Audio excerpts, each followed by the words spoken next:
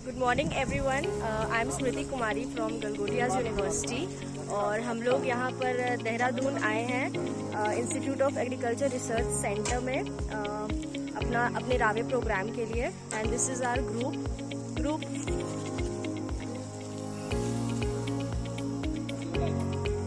और हमारा organic farming का कंपोनेंट चल रहा है, जिसके हमारे प्रोफेसर हैं विनोद सर।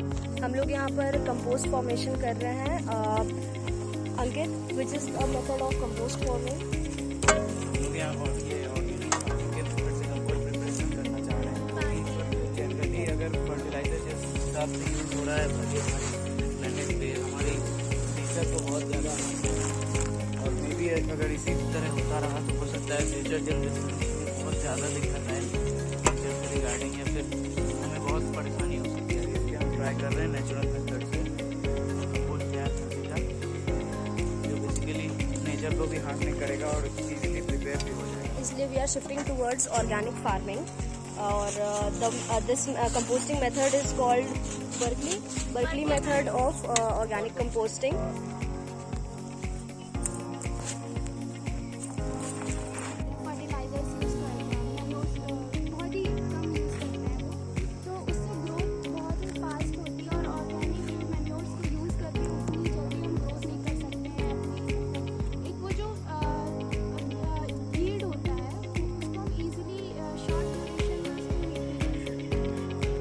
इसमें दो पॉइंट हो गए। एक तो जो हमारे केमिकल्स डालते हैं they are directly absorb by the plant, और जो हमारे ऑर्गेनिक कंपोस्ट वगैरह हम बनाते हैं सीधर ये स्लोली न्यूट्रिएंट्स को रिलीज करते हैं। ये दोनों का फर्क यहाँ पे आ जाता है। अब हमने क्या किया है, जो आपके फादर जो कर रहे हैं वो नॉर्मल वाली इंडस्ट्रियल फार्मिंग जैसे कहते हैं या केमिकल से जो फार्मिंग करते हैं, हमने सॉइल के माइक्रो ऑर्गेनिज्म से खराब कर दिया है ना। अब पौधे के बारे में भी जैसा मैंने उस दिन आप लोगों को बताया, even plant have also got genetically transferred knowledge with them. मूली को मालूम है मेरे को सर्दी के अंदर होना है, आम के पेड़ को मालूम है मुझे गर्मी के मौसम में होना है। They have also got their inherent intelligence which is passed from generation to next generation. जैसे कि तुम पे जो इन्फॉर्मेशन है वो मेरे से ज़्यादा रहेगी हमेशा, क्योंकि है कि नहीं। तो उसी प्रकार से पेड़ के पास भी इन्फॉर्मेशन जा रही है, it's very easy to grow on the earth. वहाँ पे जाओ और पूरे के पूरे खाद भी जड़ पे मिल रही है, केमिकल्स के ऊपर से तुम्हारी प्रोटेक्शंस के लिए पूरा कवच बना दिया जाता है, जैसे कर्ण के पास कवच था। तो जब इतनी लग्जरी पौधे को भी दे रहे हैं हम, सॉइल को भी खराब करने में लगे हुए हैं, it's not a single problem, it's a culmination of multiple problem.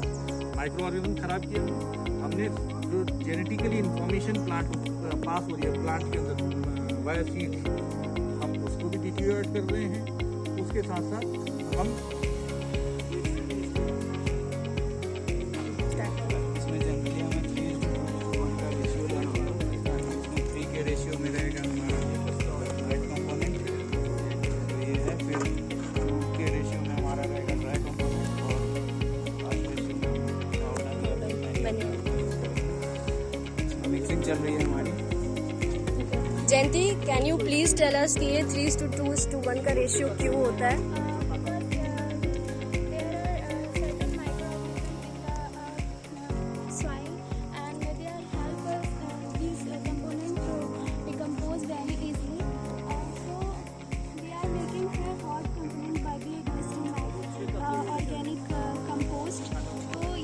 Easy होता है और इसका ड्यूरेशन जो होता है मेनली 14 to 15 डेज होता है।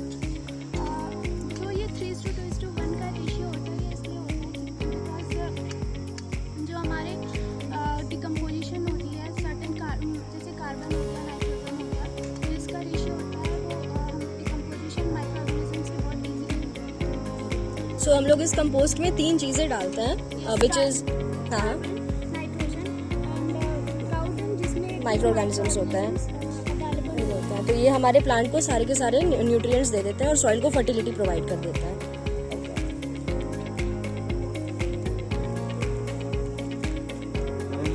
लेयर वाइज सेटअप करेंगे। पहले वेट मैटर डाल दिया गया है नीचे, उसके ऊपर अब हम ग्रीन मैटर डाल रहे हैं 3:2:1 के रेशियो में, और ग्रीन मैटर के ऊपर से फिर हम पाउडर देंगे।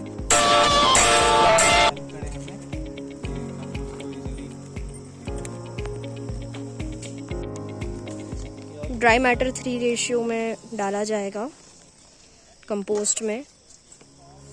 इसमें कार्बन कंटेंट होता है।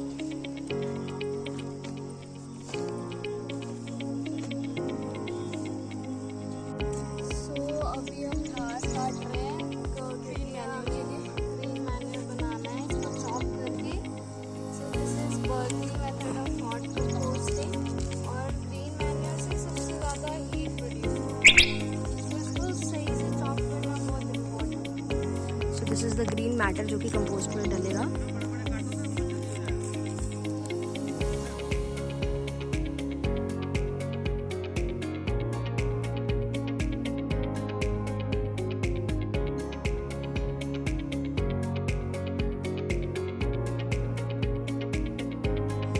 Now the green matter is being finely chopped.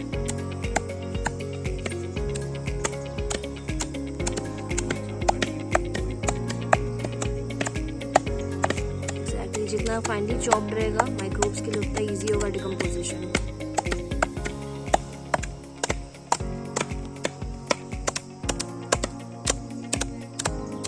Okay, so what is the duration for composting?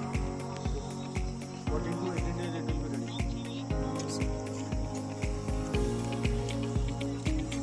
It's the very fastest method.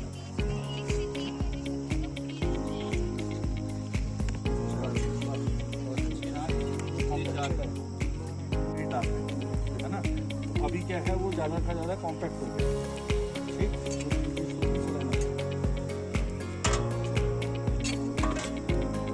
Cow dung वहाँ पे फ्रेश वाला cow dung. Cow dung helps for better decomposition, matter will जल्दी decay करता है। because it has microorganisms. अब हम जा रहे हैं काउडंग लेने।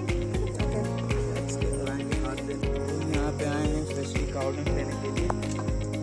This is fresh cow dung. जितना फ्रेश काउ डंग यूज़ करेंगे उतना अच्छा रहेगा हमारे मेथड के लिए, क्योंकि इसमें अभी भी देख सकते हैं माइक्रोब्स बहुत ही अच्छे कंडीशन में अवेलेबल हैं और वो हमारे प्रोसेस को स्मूदन करने में हेल्प करते हैं। Manure ready है and we are going to the field. अब हम फील्ड जा रहे हैं। But why organic farming? I mean industrial farming, then why organic farming? Industrial farming भी फीड करती है लोगों को। ये लोगों ने मिथ बना रखा है कि ऑर्गेनिक फार्मिंग सभी को फीड नहीं कर सकती है प्रॉपर्ली। ऑर्गेनिक फार्मिंग की तरफ मूव करेंगे तो हमारी फीड ये पूरी जनरेशन को फीड भी कर सकती है और साथ ही साथ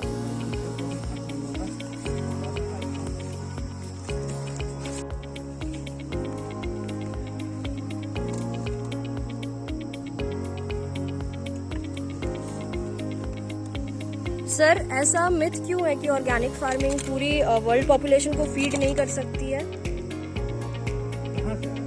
First we have to understand all the history behind how this industrial farming is being affected. सबसे पहले we have to understand. Initially में जब आदमी को ये पता चला कि पेड़ के अंदर नाइट्रोजन के कंटेंट और कार्बन के कंटेंट ज़्यादा है और नाइट्रोजन जब हम उसे फीड करते हैं तो प्लांट की ग्रोथ फास्ट होती है, उसके इमीडिएटली बाद से जितने भी फर्टिलाइजर्स हैं, जितने भी पेस्टिसाइड्स हैं, जितने भी केमिकल हैं, हमने सॉइल में डालने शुरू कर दिए।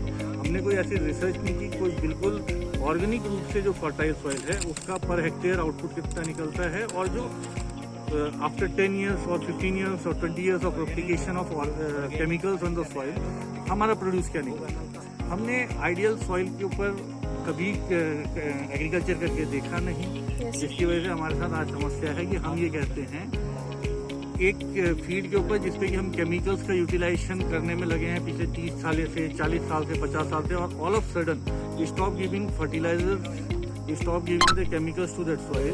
तो होता क्या है, माइक्रो ऑर्गेनिज्म पहले केमिकल्स की वजह से मर चुके हैं, न्यूट्रिएंट्स डिप्लीट हो चुके हैं। तो ये दोनों चीज़ें यानी माइक्रो ऑर्गेनिज्म सबसे मेजर फैक्टर बन जाता है जिसकी वजह से हमारे प्लांट की ग्रोथ नहीं होती। So we have to substitute nutrients तो ऑलरेडी एग्जिस्ट कर रहे हैं सॉइल में, we are substituting the micro organism those who can break down this nutrients for the plant. उस तरीके से अभी होगी रिसर्च, आप लोग ही करेंगे इस रिसर्च को आने वाले भविष्य के अंदर। अगेन 10 से 15 सालों में हम अपेक्षा करते हैं कि आप जैसे जो BSc एग्रीकल्चर के बच्चे हैं साइंटिस्ट वगैरह बनेंगे और एक प्रॉपर आइडियल फील्ड क्रिएट करके जिसमें ह्यूमस भी सही मात्रा में हो, न्यूट्रिएंट्स भी कंपोस्ट के माध्यम से हमने डाल दिए हों, तो वो कितनी ग्रोथ है वैसा हमने कभी करके देखा नहीं। हमने जो बिल्कुल ही सॉइल जो बंजर हो चुकी थी, उस बंजर सॉइल के ऊपर जिसके ऊपर केमिकल्स और फर्टिलाइजर्स और पेस्टिसाइड्स वगैरह डाल के हमने जिस सॉइल को ख़राब कर दिया, हम उस पर all of sudden organic farming करना चाहते हैं, which is a wrong thinking and wrong way of estimating the thing. आप एक सॉइल को आइडियल बनाएं और उसके बाद फिर देखिए उसकी ग्रोथ ऑलमोस्ट इक्विवेलेंट आती है, बल्कि अच्छी आती है जो आपके केमिकल्स वगैरह से। सर एक और मिथ है जैसे आप ये देखिए, यहाँ पे देखिए, ये भिंडी के पेड़ देख रहे हैं आप, उसके अंदर हमने proper Layer formation is being done. The first layer is ready.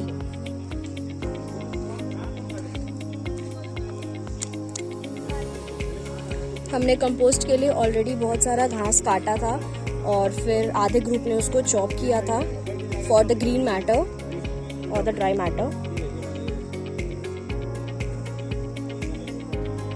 Preparation for the second layer.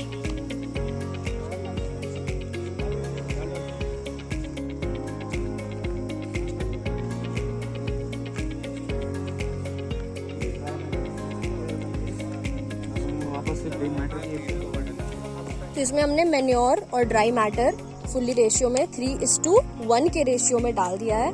अब हम लोग को इसमें ग्रीन मैटर डालना बाकी है बस, जिसके लिए अभी यहाँ पे घास कटिंग होगा, फिर उसको चॉप किया जाएगा